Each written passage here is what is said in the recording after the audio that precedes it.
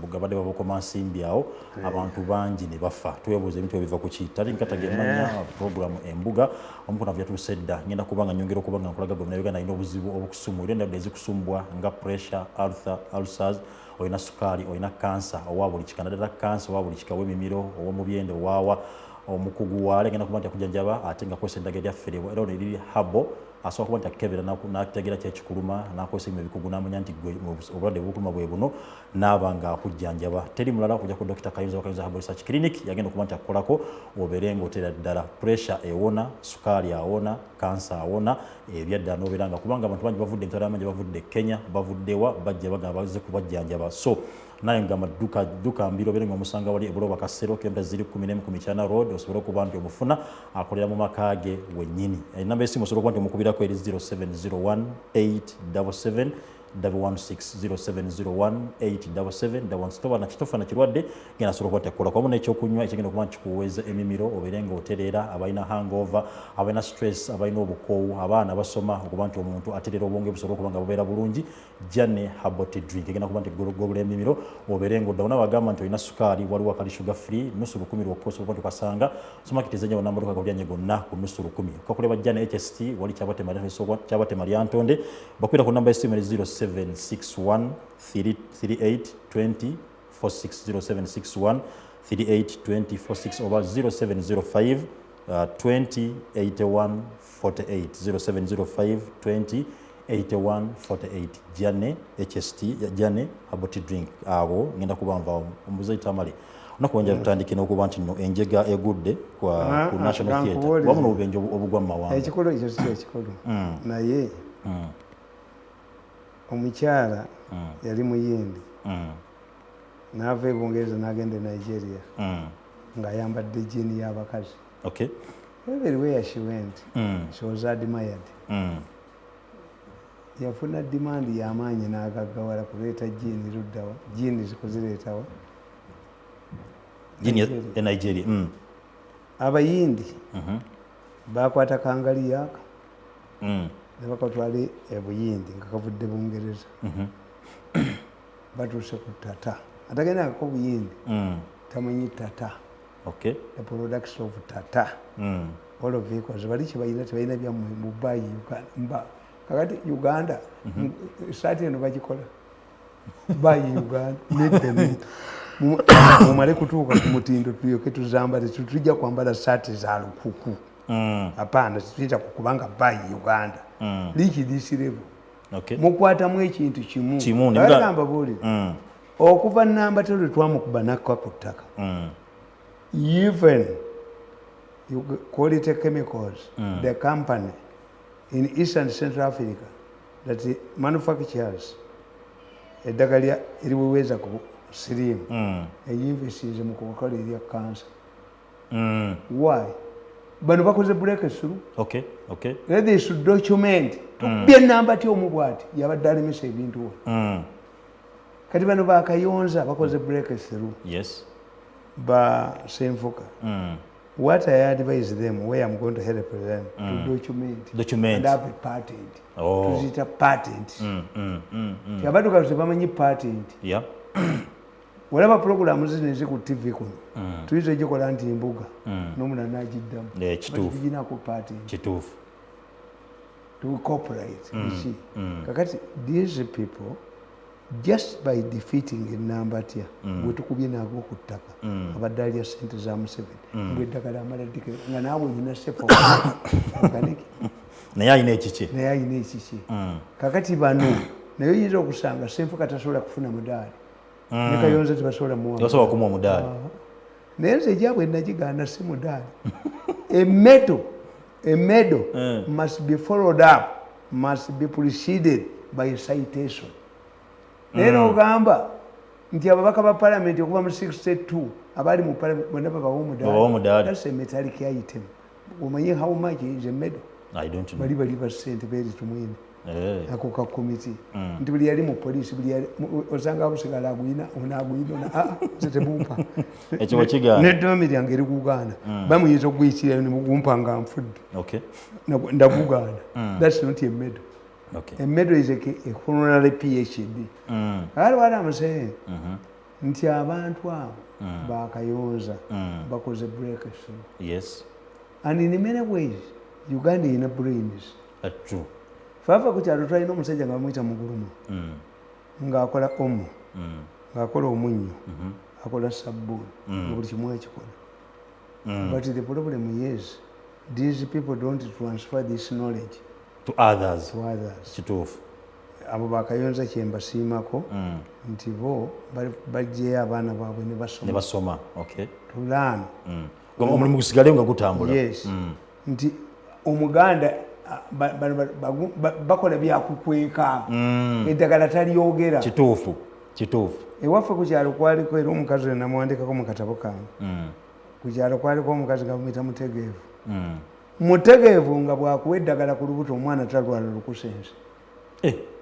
Nga bw'olinywa ku lubuto teri bya lukusense omwana talwala lukusense. Naye yakirekera ani? Ate wali akimanyi ne bazzukulu be tebabimanyi.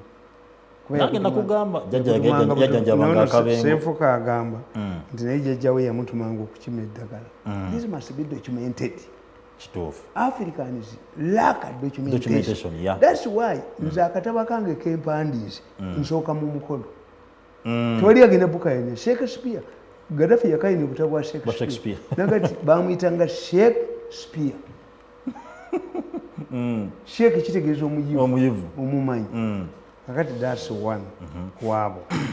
Kino gyosanga kati ngono wajjane. Because if you market something widely, it is rejected. But the demand is high.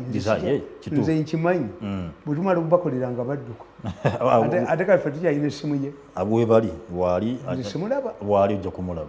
Nze benkolera badduka buddusi naye nze ku porofayiro yange yeekola ki ate era ffe bayibuli yetugamba nti Yesu bwe yawonya ebigenge omu ye yakomawo. Why?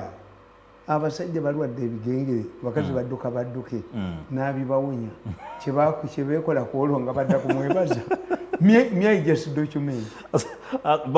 Abawonyeza ebigenge tebadda baludde nga tebabako kye beekolera. Bwe tumuzese mu mudu bwe tumusanga mudu ekyusi n'abituddisa. So these people do not come back. Yeah. Many people go, but for 9 years I'm surviving because of the friends I created. Mzee Tamale, olwera kale tuyina katono njala tuogere ku nsonga enjega ozedde. One of my residences was attacked last night. My family members were subjected to caliform, but we managed with the help of the neighbors. Okay.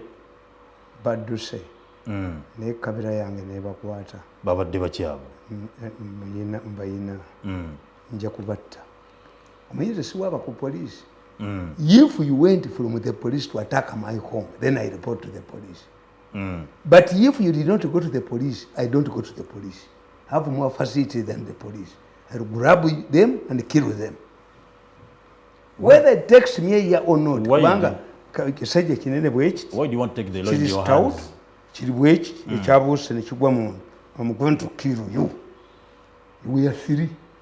You cannot subject my family to caliform. Timwine chimumanja. Kati ndisigenda ku police. This is a matter This is a matter between me and you. You are watching me. I'm going to trace you and kill you. Sibi agavumenti. Ekyokubiri. Abantu bangi baba kuba caliform. Why don't we search taxis? Nanti bajja bakwata benga tutirawo caliform omutwala. Era abaana abo badyanga amayinja mbu kifeesi badya amayinja ga kilos ne bagateeka mu gundi bakuba abantu nedda.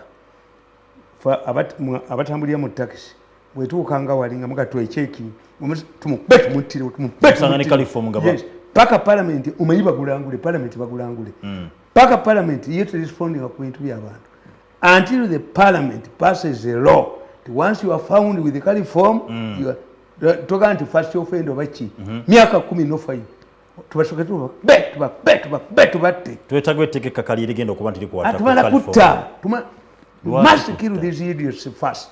Let's use the law kuba nti netantiriwo okolamulago otambula ne kalifomu okolamulago tuyimirize emmotoka twefuuze wetusanga ne tumukube tumuttirewo wetunattayo nga 10 mu lunaku lumu then parliament will respond. Mu Africa government erina kyegaba it responds up to pressure. We will bring a law in the parliament over California, messages of California. Iya abaka webalite basobola kujayo teekebwa nga balireeta bwe mba mutambulira mu takisi mugiyimirize muwaze ayina California mukube muttirewo tutte 10 mu wiiki emu bajja kutya okutambula naye.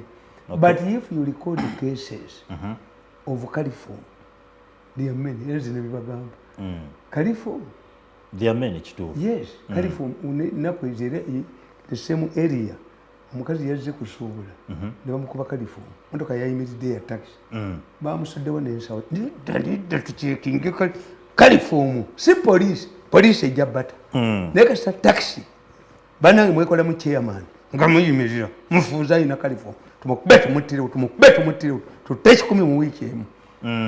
I'm telling you, this is how Africa develops. Okay. You will not get in a member of parliament who can go to parliament. Kakati Kambabos. I laugh at you. Musenero, ali mu parliament yenyonyolako. A message is the first, if you have intelligent MPs, the first question would be, where are the rats?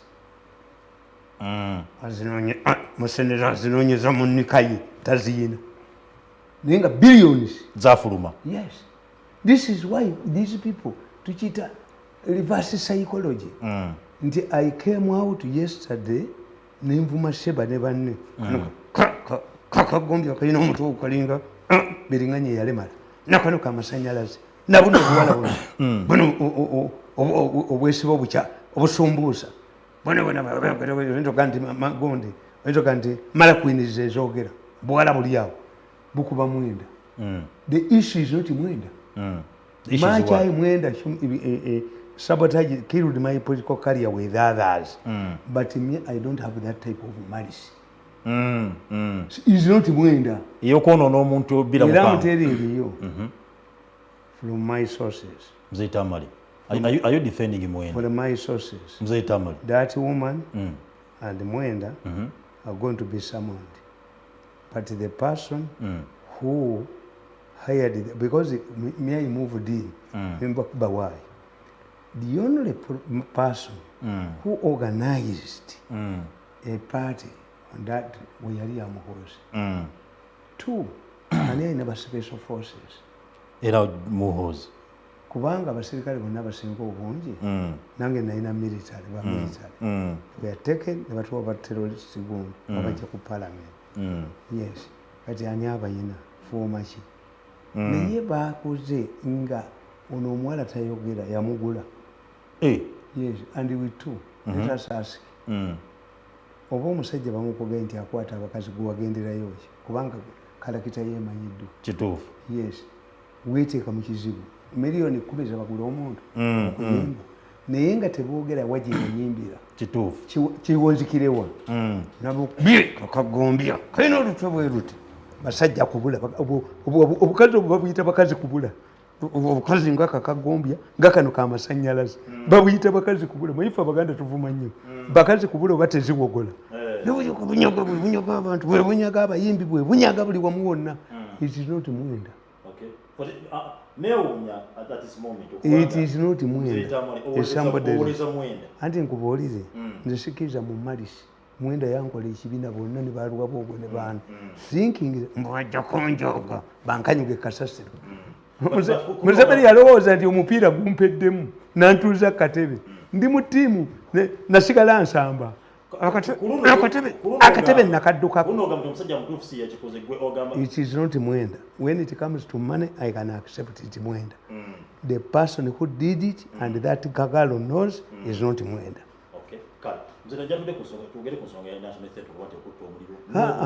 National theatre bayagala dojijjawo.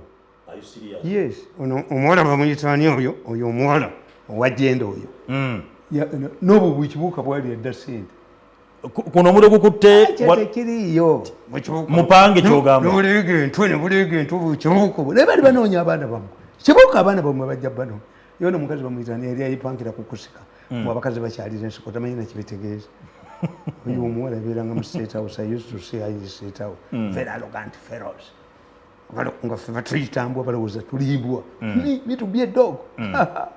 You declare on me and you think we can settle down nswere empunu. If you touch my hand and you feel the magma inside me, some of you would be afraid to come near me.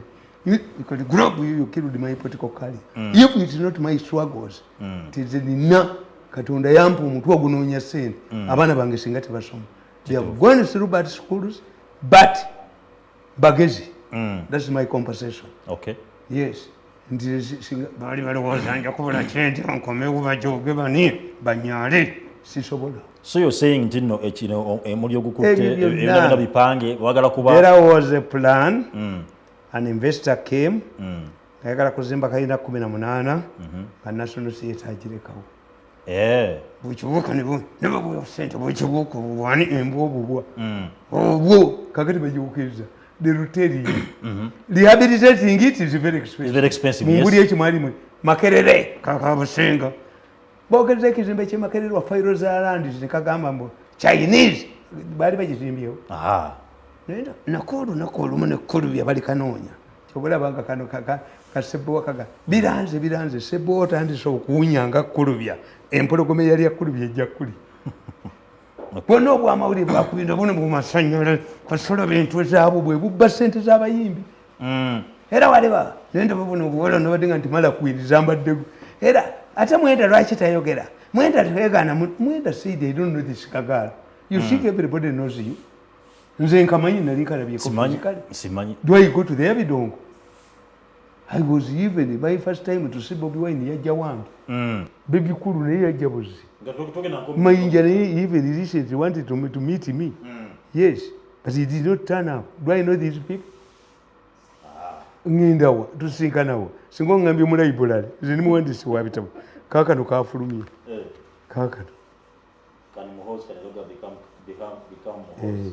kano kafulumye genda mu bookshop nawonna waliwo omusajja wange bamuyita majali entungamu yanga nti nange ompeerezangako obutabo buno obutabo tubwagala ne puroguramu kale maje ye ekyakola maje akwata puroguramu zizino naziteeka ku ssimu ye naziteeka mu gundi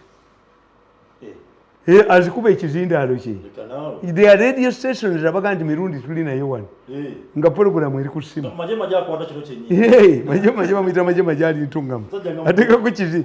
Many people have created many millionaires nga kanakola ka yosisi kali gempali nti kampi tuyitani gendo itikitawo gendo itikitawo tonderega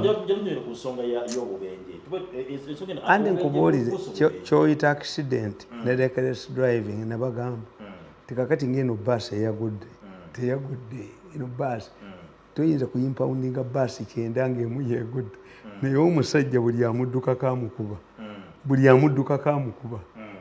waliwo kateera ne mwenda yamuddukako abadde amukubi ate nze nsevinze mwenda will be surprised. That's me. Bankuba, that's me. I don't believe in malice. Okay. It's not mwenda. That is okay. Yes. So yes. I explain anti-accident is an accident. Yeah. Reckless driving and accidents are different. Too. When you go to Europe, motoka zekona ziva mabega. Why? Ziba balina lanes speed meka owagala bindi owachi kati bwe zisiba bweziti etomera jinne waayo. Mu Uganda head on collision and the bad sports are known, the black sports. Ndi kutamadda. Yes, they are known. Black sport. Anti nkubuli bamanyi mulwera gundi mailo mwenda ali mu GM. Ate omusana bwe gwaka enyanja reflection munala byayitawo omusambo okuyitawo. Yes, kati you study kati zino bus nanyinizo yadduse kuono n'amubattula gundi tumwebaze yamuddukako n'afulumya lisiti ey'abantu gye baabaziika baazikibwa mu kyogamu kuba tumwebaze ne mulamu weddayana basobulira muherezi education tagikuba yiye ati ono wa baasi yamuddukako emu yokka yagwa 9 ne baziwummuza gulobo tezikola kabenje ono mwenda n'amuddukako n'amubattula abanupu ne bamuddukako n'aleeta Gasumba n'abakuba n'ababatula. So we must study accident. I was explaining it to my son. Yamvuze n'andeeta wano mweri midumeena balowooza erimu muvuka evaamu mukadde kageti. I was coming with my son. Nemugamba, do you know, mubuuzizza tigwolowooza abantu abaafanga emmotoka tezinnaba kujja waliwo amalaala agaga nti yafa accident, nti yafa motoka ekitaliwo kitta, ate abo baafanga kibumba kya mpisi. The first Ugandan to die in a plane crash was Kayihura's father, Kalechizi. Ye Munnayuganda yasooka okufiira mu nnyonyi. Ennyonyi zikola accidents every day. Why? Era ffe babuuza natural disaster, human error oba bad weather. Ebi ka black box ge bayinterpreting ne kababuulira. Nabaga nti Concorde bwe yagwa baanoonya ekigisudde ne baliita abasajja abagezi ba Mirundi ne babaga nti mumanyi mulete magnet ku tamaka mukole magnet yesikayo akabaati akaasala omupiira magnet. Ennyonyi yagwa yali eva South Africa n'egwanga egenda okulandinga Tripoli nga mpya baga natural disaster, mwana omu ye yawonamu. Kakati mmwe abatalina ba investigators ti aba side yali badde ekolagana ne traffic police singa be bagezi betulina edda side special branch mwe mwavanga abagezi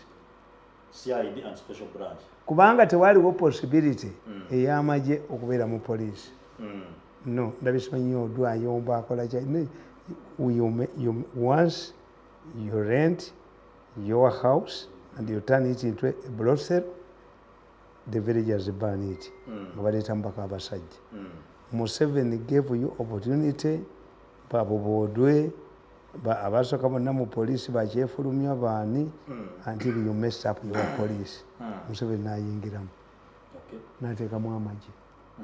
Mwamala kumesinga polisi ya Museveni gives you goodwill nekikola ki kati ekyemwanyi ekizizayo mu parliament as the kabaka was shouting himself hoarse nti emwanyi Museveni has returned it to your parliament elected leaders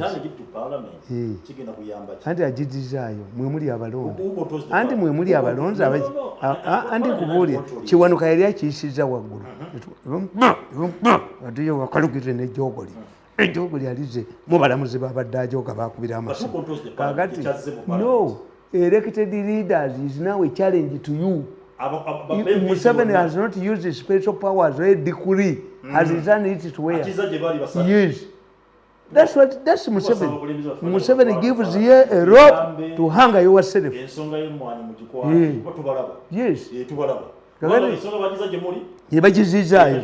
Has not dictated. Bayogedde ku weekend bageze Kiwanuka set back ayitikutu ajja kuddayo wakalugire ajja kujja ejjogoli yajja nalyo balowooza nti akubira abalamuzi masimu kandi mukuba obutambi yankola ekibi Kiwanuka oyo yankolyako ekirungi yanzije mu kkomera ani nankola ekibi ekirala yankola ekibi ffenna tuli be-express teyali badde Kiwanuka nankola ekyo mu mbeera eno gyendi kakati Museveni yagikola ki yagizaayo ekibaddiziza elected MPs. Yes. Era abakola constitution baatuyamba nnyo. Museveni talina ddukuli talina presidential powers. Once he rejects a bill 3 times speaker signing. Kyobula Museveni agasigning oba agazayo with recommendation kubanga once you allow parliament to develop this appetite ey'okwesayiningira amateeka gaabwe oba okoze ekyo nti Kenya nabagamba ti akakiiko k'ebyokulonda ka Uganda singa kati kali Kenya kalabe nti ab'e Kenya babadde n'ekizibu kya vice president. I was telling you the best vice president of Uganda in the history of Uganda is second. The best vice president Yes. in the history of Uganda. A vice president is an inflated title for a Museveni aide. Here in Uganda. Well, now, even in America, vice president is not supposed to overshadow his boss. You resign during your term. That's why you tell Americans, the vice president, but I want to be president. Kati mutamu esemba yona kolera. Kenya batudde.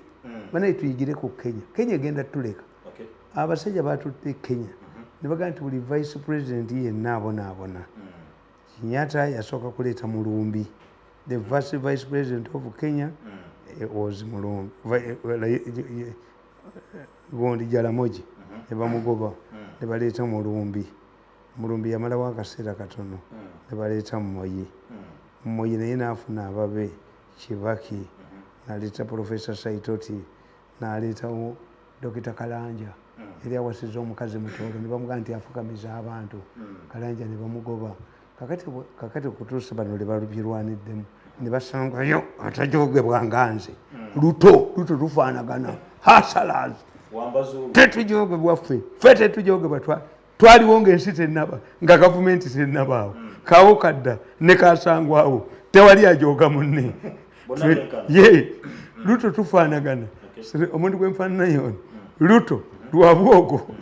We are self-made people. I admire Luabo. Vainti Luabo, I admire him. I admire Luabo. He's a self-made, no. But he's a self-made man. Okay. Kagati, Chenkobolia. Ntiba to Deni Vasalanga, what could choose a constitution? It is a district. Never going to vice no wound, learning in mate. I see a Mukachiko. Baba say interview. Are you going? What is your role as opposed to the law in the past? Tulondo omuntu ogwo. Tetwagala kuddayo kufuna Ruto. Bonna ffe tukuwadde omulimu public service. Yes. Oba vice president owa Kenya ogenda mu omanyi nti gwe sekandi. Even this woman is performing. Even this woman is performing. He is not a vice president for atoba first lady yamutumako mwekiikirira. Ngate minister. First lady natuma vice president. Yes, amanyi omulimu gwe. He is an aide of Museveni. This is the title. He is an inflated aide of secretary of Museveni. Mu constitution tayina mu mulimu. Asoma kiwandiiko kya mukama we. Bukenya yalowooza mbu amuwano gondi step away from the presidency. Wapi? When you read my book, Bukenya bamuwa vice president yampeerawo omulimu. Ogwaki naguwa nti bwe ndibeera president ngenda kukubuusa bwa information nabuwa ne gundi kibazo mba ndi wa Bukenya era nkiwandika mu katabo kange nti senior UPDF general najja namusalyotinga jambo layisi to be nafuluma bufulumi nalaba abagwagwa babiri nenfuluma Bukenya ne mugwagwa munne nalaba Bukenya ne mugwagwa munne nenfuluma ng'oyinza okwasira omukazi yenna n'omumwanga omwendako nga muli waka wa musajja abakwata. Love cannot be hidden. Kasita olwanira mu gavumenti ya munnakwatiramu toyinza kuzimba ekintu kyokka ekizimba ekintu ekirala mukazi na mwana ne Kadoma azimba mu kiswa. Kadoma azimba mu kiswa n'ekizimba mu lubuto lwo n'omwana naye kasita olowooza nti ogenda nti omukazi ojja mukwanira mu nnyumba ya munne ne bwe weeyitamuko eventually bivaayo. Kati teri muntu asobola kuzimba tukiyita sabotafyoje ekola temporarily ng'eyabano bwegudde. Yes. Kakati mbabuulira nti accidents, these people have a problem. An accident is not deliberate, but they are deliberate ones. Nabaga nti omusajja ate ngenda kumwogera kuba kati bwe mukubita essimu yange tagikwata akola mu works. That man is a senior man in the Ministry of Works. namuyamba takyazza bweza akajugeyo nedda naye aweza naye yanyambako awo omugundi nga batusibyawo nga gundi nga tunoonya kaadi zeezo kubanga nali siina gyenzijja sikirawo enkwalifayingira siri wa mawulire siri mu gavumenti siri ki kakati kaadi eyo sajja oyo yampa 2 naye asigenda mwoga but one morning that man came running to me. He found me at my usual place at Rubaga okuliraana amaka ga meeya kakati he came running said they directed me to Zana and Chengera but they told me tewali mwana nga kubulira oba wendi oba siriwo ewange teboogera oba mwendi kuba nze wonna mba nkulaba nze mba nkulaba nze nina sayini gyenkola ndi mu mugende kubanga waliwo omusajja yali awo era wazana bayitawo kunnya yali musajja wa UPC abaana ne bababuuza Katongole yattanga abaana nababuuza dade wammwe gyali ndi gyali mumuyite muwe ebibye musajja alowooza nti bagenda muwa ssente ba sasi mu kutu kakati nze ewange tewali ayogera oba mwendi except my mother nga yanjagala except my mother naye tewali muntu gwe babuulira ne bakulu bange nti mwendi oba naye ajjidde ku mundu naye bayinza omuleetera ku mundu tyoyo agenda okumpitayo nze mbadirawo embalabira ennyumba yange nagikola strategically nze buli muntu yesi ajja era omwana n'amalaga nti dadi mwali dadi waliwo akuyita ng'awulire nzija ne mutema empi 2 ate nenzirayo kati gwe n'oyiiya kyokola oba nkomawo oba sikomawo nga n'omugenyi alaba nenzeyo ku bitabo byange kakati gwe omugenyi gwosalawo oba omusajja ono akubye omwana w'empi oba atembeka kati lemerawo oba omumanja so kati omusajja oyo kemutumiraning nanga do you see this letter nengisomamu nga Byandaala minisita wa works agobye omusajja oyo ku mulimu yali amususpended in a meantime waliwo strike ya bus nga bekalakasa omusajja agende. I asked him, but why are you coming to me? To go olwanirira abantu, but I want to tell you the truth. They have brought buses without brakes to kill people during the campaign to be blamed on Museveni. Even Museveni cannot believe this. No intelligence could believe this. The man told me, they have brought the strike you are seeing. They want me to allow buses without brakes. Zikole zita abantu. What in Uganda? Airanga Minisita wa Works. Ingene ya Byandaala. Twali tumanyiganye nnyo. Era Byandaala regulates Ezekemi. I regulated the day met Museveni.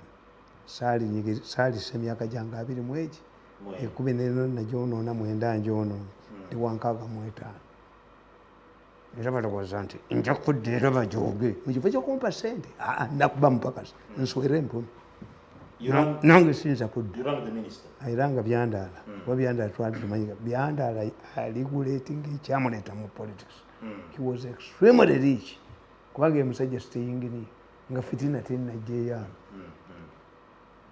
ayiranga Byandaala muga Byandaala. This man has shown me a letter of suspension. Why? Byandaala explained it to me. A big man, bigger than a minister, had directed him. Eventually that big man became a presidential candidate. It is one of the strategies. Yes. It's unbelievable. People do things that are unbelievable. ate Mwenda olaba mu wide nembulaba buno nalabye obuwala bubiri nga waliwo kano kwabaddeko akamu nga kamyuse ng'erindaazi erikonedde mu butto kalina amaddubu mbugendo ne busibaka okasumbuusa obusumbuusa bwomulwadde kakati oba Mwenda ate lwaki mwekana bannamu do you think we know you nze olamu mbamanyi mwenga ne bafundiriza bwente munjogerangako nembu babubina bwammwe nembumalawo kakati nkubuuli if that they were targeting this man Mwenda n'afaayo ebyobusiru neyewozaako no I cannot. Where was that incident? Who is protected by special forces? Who paid this woman 9 million? Is it normal under the circumstances? But I'm telling you, it is not Mwenda. But Mwenda and this woman, woman, are going to face it out. Okay. Either tomorrow or on Wednesday, so that this woman is put to task. That's how I help people. I help people, they defend you. I think even Mwenda was surprised. To see you defending him? Yes, that's what I do.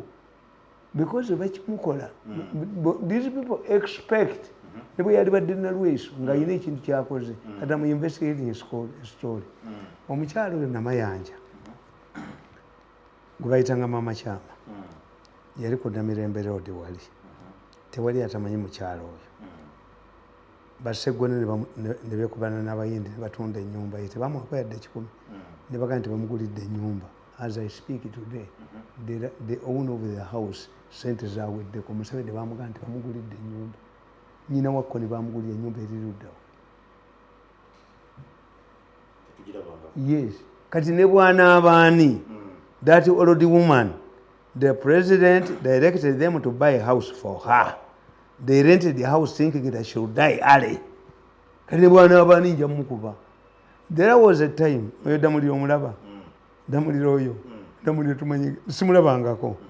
Naye namuwa buteepu bwange ne mbumuweereza n'atya obukuba. But Damuliro mukwano gwa mutabani wange.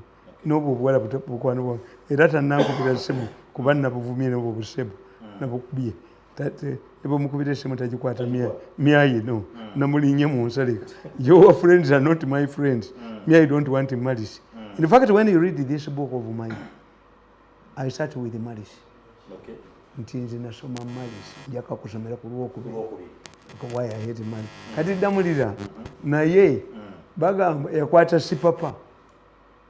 Sipapa ne bafirizinga account ze. I came out and fought. Why? Nti sipapa abadde aleeta emmotoka ng'azivuga misana nga tekuli nnamba takwatibwa kati ani atabaddeewo. Is it a new government? Oda badde akikola kati kipya I don't know sipapa naye envaayo I fought.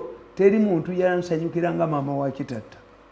Maama wa Kitatta ne recent nagende wa Kitatta nandaba naŋŋamba naye mutabani wange ono yakuwaaki. We didn't know each other. Okay. Naye nategeera nti yenkola yaabwe bwebama asante yapunda ne mateke bw'obakolera bakusasula bubi. Kalugenda amazzi oba olwajjane habotidi katumye kajjane tuwumulemu tudde. That cannot be emmanya y'enkoko. Uganda ganti si emmanya y'enkoko. It cannot be a practice for a government that asante yapunda ne mateke. Okay. Kale katudde katono nnyo.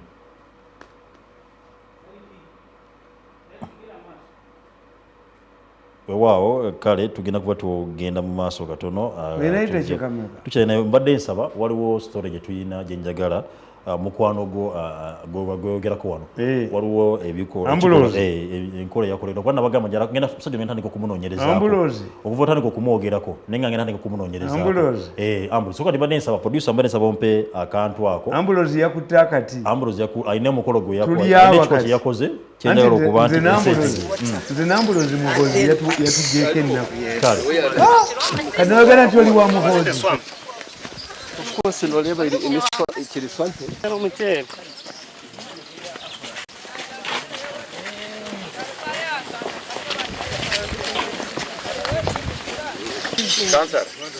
The reason why we did not include there, because this is the I'm an engineer by training, and I worked closely. you don't kill the source. And the fact that the gradient or the elevations are really variable. This is a valley, and the tank is over 1,000 meters. 1,000 meters above here. It could not flow by gravity, so we needed a pump. And like we talked about the issue of power, here I don't know when Umeme would have reached here. If we have to think about, and putting a generator here, it will be very expensive for the community to access the water. So we assembled these solar panels that we are seeing here. They are 64 in number, each one having 150 watts. If you remember the mathematics very well, that is about 9,600 watts. 9,600 watts. Now, the pump that we installed is compatible to both DC and AC. So right now we are lucky that the sun is bright, so those who will be able to touch the outlet will be able to feel the water being pushed the other side. And the few people that will enter in here, this is our control room. It has the controller for the pump that regulates. If the sun is bright, it switches on itself. And if the tank is full, it still switches off itself. So it's automatic. You don't need someone to always be there operating. We appreciate the leadership of Wambara and Ukundiri, local government, that helped us and supported us access the owner to reach a level of understanding that the church now fully owns this land. The church fully owns this land and owns the source. So there's now no doubt around sustainability because it is all in the hands of the church. And the church belongs to a community which is governed by the government. So this is now our thing. And when we request for upgrading and things like that, it's all for the goodwill of the community. Solar power, you see the sun has gone down. And it is showing me that right now it is 00 kilowatts. Meaning it is less than 1,000, and it doesn't do watts, it doesn't show us watts. It shows us in kilowatts. Actually, when you touch here now, water is flowing. When you touch it, and once you open this one, you'll be able to see that water is actually... The issue of agabusha, ninga nagusha shula said. Our compassion ni mchimanya nyontura ni mbapundu. Kurga 2019. Ntura nimba hajira. Arobu ni jano ya nkanta kashomera gaha to ashomera na nka nyine jimu hona lebo wanyu yagire ki yabaha nanye na gurusoka miliyoni kamwe nakaba. Jero kijaha na shanga muri kombeka na basimenta 5 munywani wanje ya basimenta 2 zo abashanga mwashemereye. Bali chamanyisa mutura ni nkora ki nimba kunda kandi mwe ni chimanya mwe mugira ki munonga ubona ni nyija na manti ni nyija compassion ada nyiwe kizibu cyanyu cyamizi nyiwe tura ni chimanya ahubwo cyo kizibu cy'abanyabwambara abo kuba nagamizi kumwatire mu advert ni manya nyine company yo kombeka naenda ngombeka kuko kuna leba nayi kanashanga kandi hari abandi abanyabwambara bakugenda najanta pana kandi lika Rwanda bintu nkebe nagarekera abandi ngo bagombe konga nkanga kuzire munonga abo kwa kandi imanya problem yitu emigano babajigambire tukagikora n'ibindi bingi tubikozire abana tuba namwe nigenda kubasima abahumurira abana banyu bakazayishomero abanyabwambara abahumurira abana abayikira ayishomero babaterera mu ngabo ebyo bya basalizi. The people who have grown and Bambara and born in Bambara have been experiencing this same problem. I myself, I tried to set up a lot of shallow wells for the people because the problem of water has been a problem to us. And I decided to build a lot of shallow wells for people. Now, compassion has come in our area as a blessing to people because this one will reduce, because we have been experiencing a lot of issues like typhoid, malaria. Now that the people have got good water, that means all those diseases that have been disturbing our people are going to reduce. And then the immunity even of the people, it's going to boost the immunity of the people. And again, the people, this has set a challenge that means even other people are going to feel heat and they will also want to come and challenge. And it will bring competition and people will now start getting the service that they've been desiring for. More to that, this is going also to pull the government to know that if this has come in our area, why can't we boost them? And when the government comes in to boost this project, then the whole Bugambara will just shine. Even other projects are going to come along this because power is going to be pulled up to this area. Once power is here, these people's income will go up. People will start enjoying the government. I've set a precedence in a way that people will know, hey, I can go to Bugambara and do their project freely. And we also, the people who are born here, now we know where to start from and where to add in. So we thank them. This is very good for us, and we shall take it from there. We shall take it from there and do more. So otherwise, thank you very much, guys. Abaganda bagandi akobwami akobwa gwetona banze bwengeze ate ffe tutegekese amazaali kaga takuze malala ate tugenda kuvaawo ate gwe twategekedde amazaalibwa taakole bino ate nze ndikatuusa bwenkuba kati minzaani yeewanise ffe tusimbudde ate ffe tuli basandi ba generator tetukanga eno eri kweyaka ffe tuga nti tewabeerawo shortage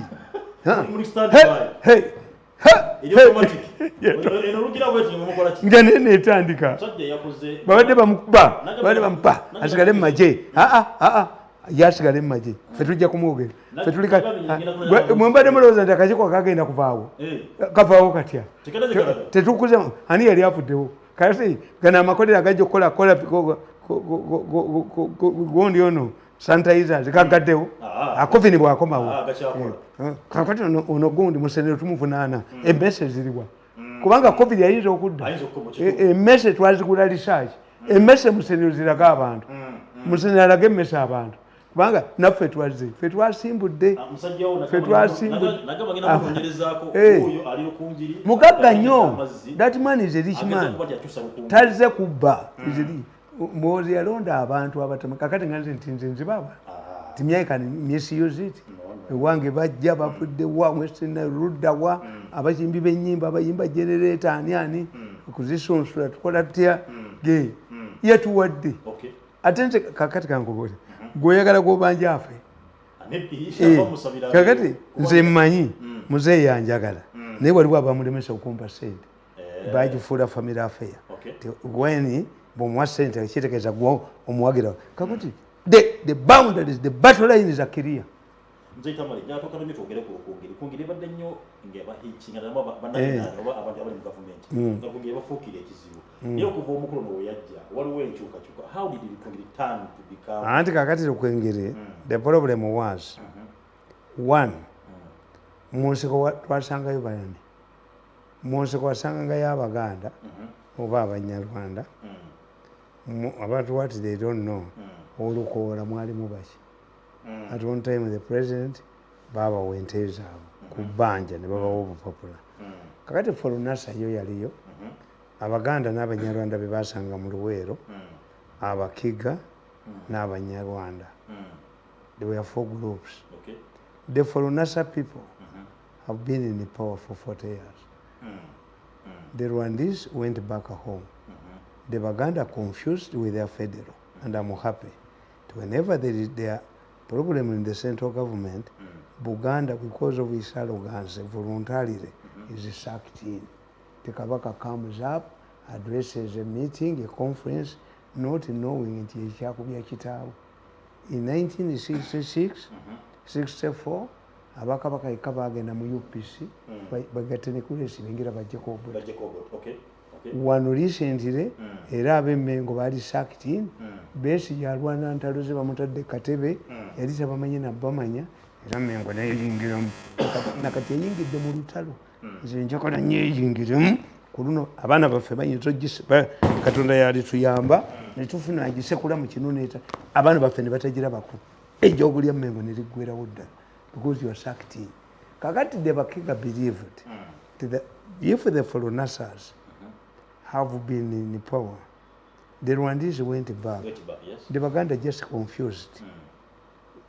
Who should take a power? the Bakiga.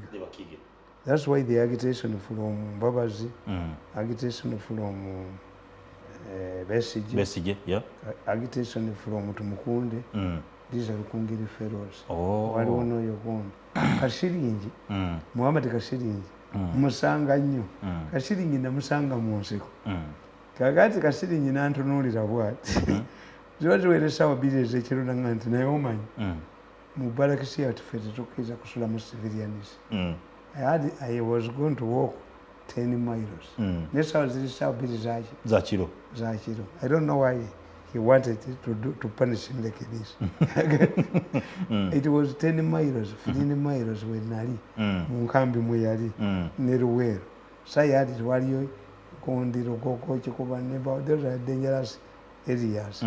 Akati, Nemba and Tambula, and Akatambulako, half a mile.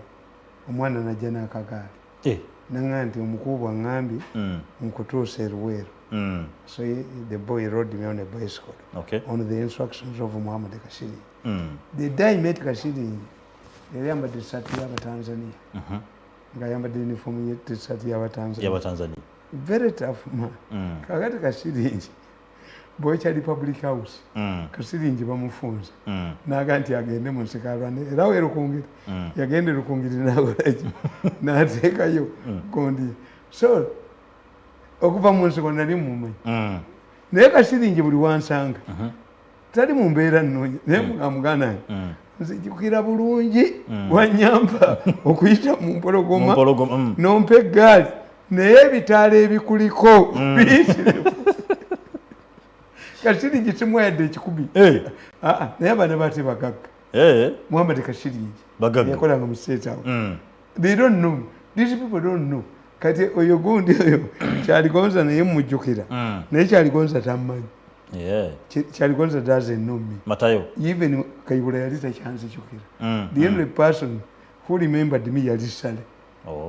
Sale yali amanyi because yali amanyi. But most of these people nze mbamanyi.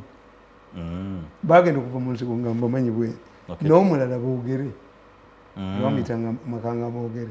We knew each other nga wa DP ng'ali ku St. Francis yena agenda mu nsiko kati nze neesigalawo nze mukubala ebintu bya nze ndi very calculative kyokulaba nti bano bwe bajja bamaze emyaka emeka?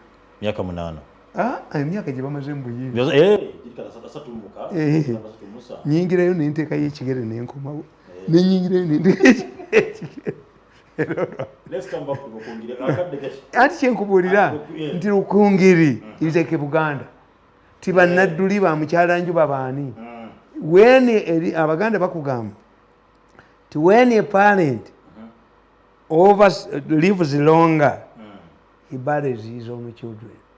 Mbadde ndese bifaananyi bya mama wange yankubira esimu linga ayomba njabireeta ku Lwokubiri ekya papa nga musabira awangaale n'ekiki mutegeere abakadde ababiri abazaala mugikumiza ggwanga nze mama wange alinga eyazaala musisi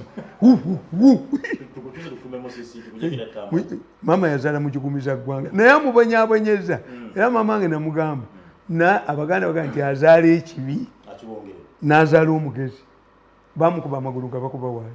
Is the only Muganda who was targeted by Baganda rioters. Akasajja ako kabagira Museveni naye ne Museveni yamwerabira dda ate kyemusima kyeyesimye omanyi akuze. If I'm 65 golooza yeweeme naye ye buli lwawulira gwe bakutte nebakwata saakunyumiza Segirinya ne musanga ng'ayomba naye Museveni ayagaza ki omwana wange naye Museveni yanjagaza ki kakati bamugamba tannakwata ku mwana bakutte Segirinya ye Segirinya yakoze ekigamba kakati neŋŋendayo bwe ŋŋendayo n'agamba yeggwe ti leeta engalo zo nenzikwatamu naga nti yogera mpulire nenjogera n'agamba baŋŋamba Museveni yaleeta obuuma obwogeza abantu amaloboozi bw'Abacyayina n'akubira sisita wange wamwana gw'oyogera naye ye mwannyoko nti yeye kakati you see that's what I'm telling you nti abeera Rukungiri nabo bajja mangu muki casualties be basinza okukola ki nti kati bwe twogerera wano musigadde mundowooza muhwezi the rest these are newcomers. Yes. Kakati ffe mu Buganda twayinvestinga nnyo nadduli mukyala njuba yali very powerful, nalwaiso yali very powerful, balimbanga abantu mbu yenna alonga akuba emundu n'abalongola tyalina amalogoto nayinza amalogo ga nalwaiso ngaabange bwe bagendayo kunyenyanyenyamu abange nga bamaanyi nnyo. So kakati these areas tulina kye tuyita second liberation, ne Buganda yeetaaga second liberation. Nti bakigongo bakoze ogwabo, bannadduli bakoze ogwabo, mukyala njuba bakoze ogwabo, mukwaya yakyasigaddewo. Nalwaiso y'abantu tebamwagala tabayambye, naye mukwaya yakyasigaddewo. Mubagenda mu nsiko abakazi Abaganda ab'amaanyi abaaliwo zizinga yafa. Kakati kitegeeza ne Buganda yeetaaga ki? Kati second liberation bebaffe bebo bagundi bebambulozi. Yes, kuba generation eri ekoze eki, kati generation yaffe eweddewo. Yes, nti Haji Moses Kigongo yaluddewo, abaddewo ye musajja asinze okuwangalira mu kintu kino kyembagamba nti cohesiveness. Nti Haji Moses Kigongo, as I said, second is the best vice president we ever had. Kubanga gundi vice president yasooka baali bamuyita Wilberforce Nadiope. Oba vice president bwali mu constitution, oba president bwamala obugabira Muteesa amukube bwali bwa Nadiope. Nadiope yajja we yali abota atudde namukwata ekitogi. Yes, where is my job? Milton, where is my job? Don't kill me. Let me create the job of vice president. Kubitoji mu parliament. Nadiope yakwata obata ebitoji mu parliament. Obata created the job of vice president there and then mu parliament. Nga Nadiope amutta tekyalimu. It was created in the parliament. Era yagendinga puluzira.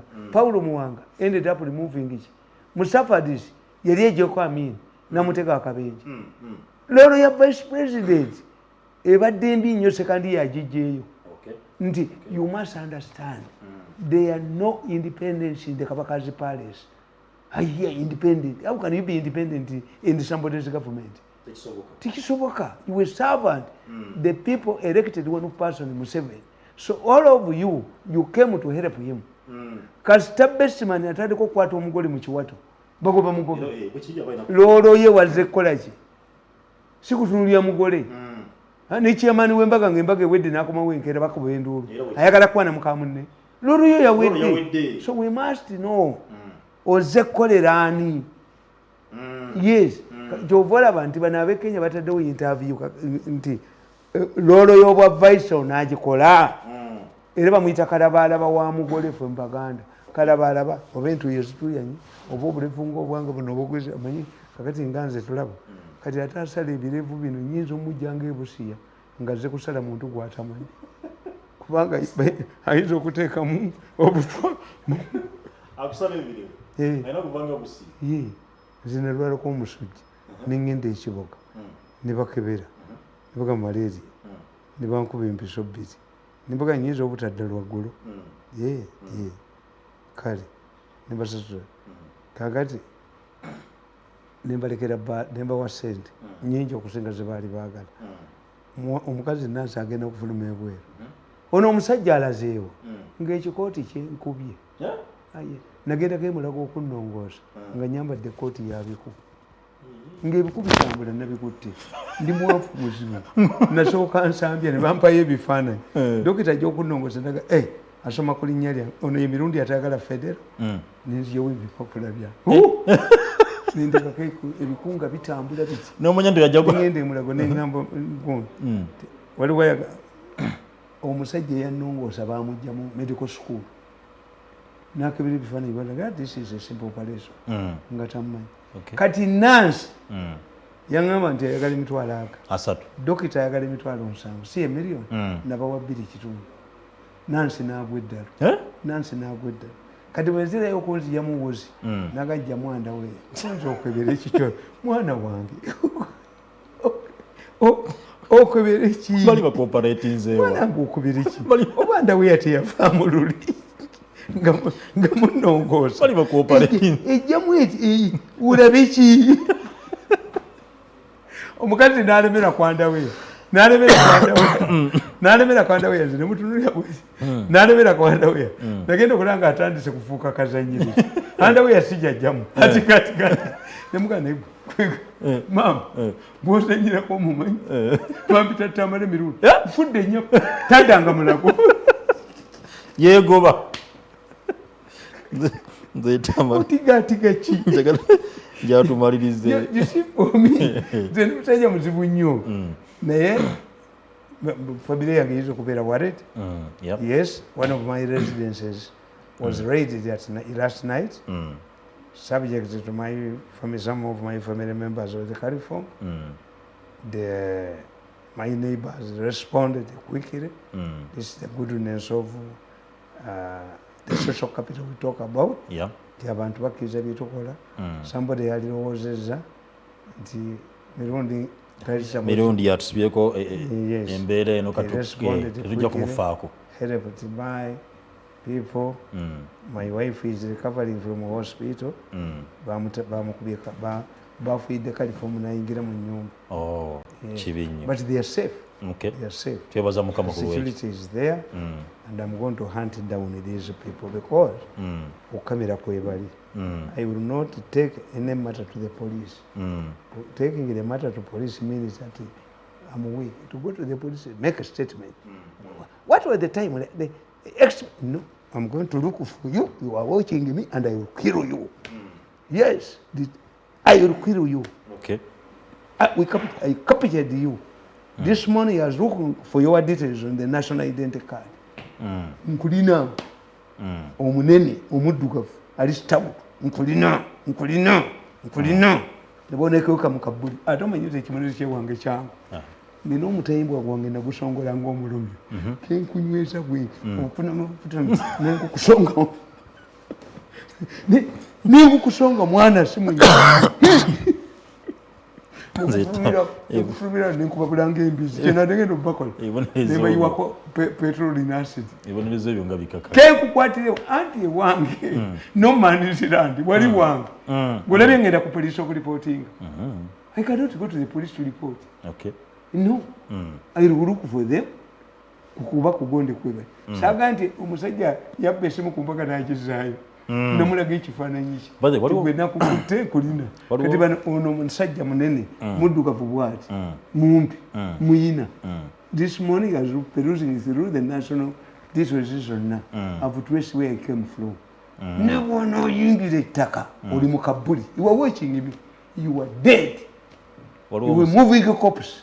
Waliwo omugobezi waffe maiti enatembea maiti enatembea wewe maiti enatembea waliwo omugobezi waffe bwemulikoma okunnumba naye birabika ndowooza ne bwange byabatisibe nti weewo kuba nakwatawo omubbi nanga nti muzeeyi ffe tubeera tugamba tomanya mubbi gwe nasimisa kabbuli kitawe naweereza sente z'okubba enkoko zange nemuta oyo gwe ekinene bwekiti omulala bamubesasi era namuzuula kawempe tewali abba wange naawona ate baba balazeewa kakati bana gwe kyoyita shiriki kati bandaga waliwo gaapu saawa omanyi bakulaga waliwo embeera etabadde ennungi kati waliwo embeera etabadde ennungi waliwo abanyiivu kati awo olina okugenda mu nsozi n'okuma ebyoto n'okusaddakayo ku ndiga baba bayira ekibakulaga nti olaba ennaku zino badde otulaga jjaliddemu abashiriki. Waliwo wano omuntu ambuuza ku project egenda mu maaso e Namboole agamba it seems the master plan has been changed, the access road is closed, could it be a genuine development? Access road ezigenda e Namboole bazigadde bakutasa okubawo ekibaati project ntuufu whoever does it will vomit it nga bwe baatunda Sangobbe ranawe kyalikava Sangobbe tuyinza kujoga abantu bewaffe ne muveeno ne mujja mubba ssente batumwebaza whoever bought Sangobbe has bought air.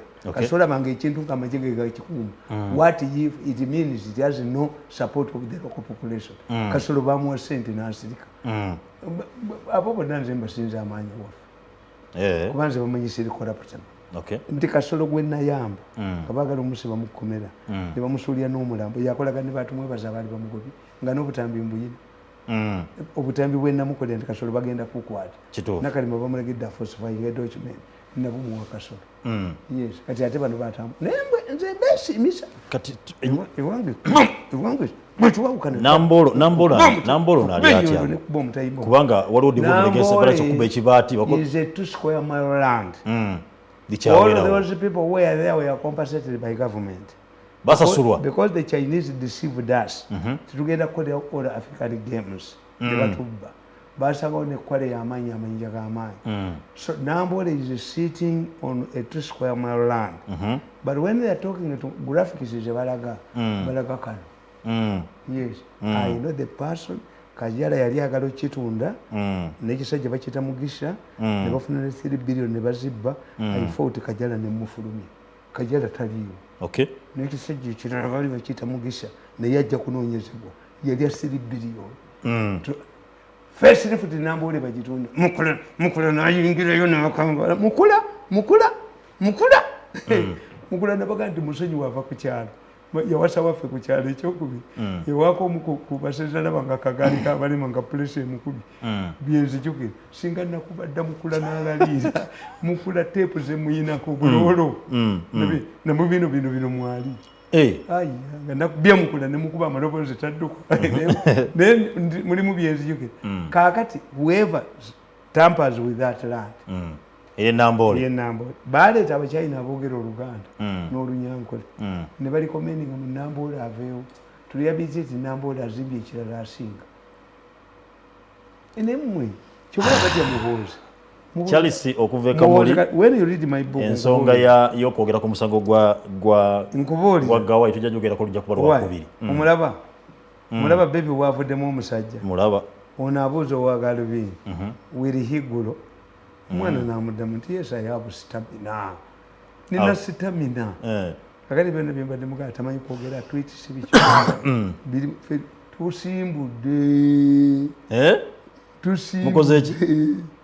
tusimbudde abamanya bakoleki standby generator bwe beekyayaka ffe nga tusirika naye tetujja kukkiriza jogeeri mbu yabeere mu magye nga bwe bavuma abeere mu magye bwe bavuma nti bagenze mu kooti bamuganda sebajja kukola kye bamuganda okukola kati ffe weetulize ekatuusa mulumbe enkukube minzaani yeewanise dda kale nze katambeera ku minzaani bakoze kyonna nze nabatunuulira dona ne bamuggyako omulimu ne bamuzaayo nakalima ne bamugoba nga mbatunuulira ne bajjawo gundi oyo if you give the job to Nabusai as the president had decided do I share money with the Nabusai? No. Bwogoba kabusenga n'enfunaki bwogoba kubya n'enfunaki I've spent 24 years wasted 14 you humiliated me you threw me on Kasasiro 9 you saw to that you can suffocate me into submission I'm a mandwa emandwa teina muntu weewulira ku nsi emandwa cannot kneel before anybody kibayita emandwa okimanyi okubandwa means I was processed from ordinary people into something. I'm not an ordinary person. Yes. When you talk, wakatera mandwa nti jireseza akayoka libakalije. Buli yansonga mu rukalino. Buli yanjoga yenakubiddwa. Kale. Irrespective of status. Mbebaza mwene batugobera wano ku mujja komanga okujoga abantu. Temujja okukola. Abatambula naffe ku YouTube wamune temutwalanga baana babana mu state mu bajogere. Era nsaba mukama abeerenga abantu. Muna kuma okujoga abantu. Mujja kufuna n'emangu endala. Tusigana na kujja kuba wacha sabo jja kuba 3. Zitwajja mutujoge. Program ejja kuba. Twajja mutujoge. Mukanyonga kusonga zettaka ezitambula mzitamali. Can't be. Omwana oli we shooting ngenda tumulete ku lwokubiri. Omwana we suuti ku lwokubiri.